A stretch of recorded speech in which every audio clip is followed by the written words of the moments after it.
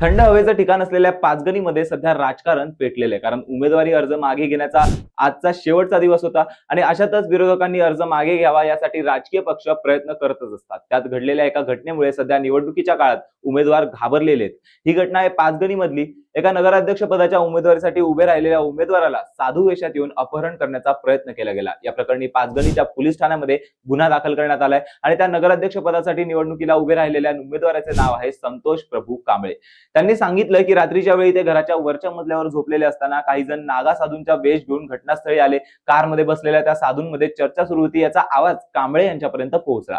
त्यांना तिथे संशय आला होता. मात्र त्यातील दोन साधू ज्यावेळी दाराजवळ आले त्यांनी सांगितलं की तुम्ही निवडणुकीला उभे आहात, त्यामुळे साधू तुम्हाला आशीर्वाद देण्यासाठी आलेत, तुम्ही गाडीजवळ येऊन त्यांचा आशीर्वाद घ्यावा. मात्र कांबळे यांना संशय आला होता म्हणून त्यांनी नकार दिला. त्यावेळी त्या दोन साधूंनी त्यांना जबरदस्ती ओढत गाडीपर्यंत आणलं. त्या झटापटीत गाडीची काच देखील फुटली आणि त्यामुळे त्या साधूंनी तिथून पळ काढला. घटनेची माहिती मिळताच पोलीस घटनास्थळी पोहोचले.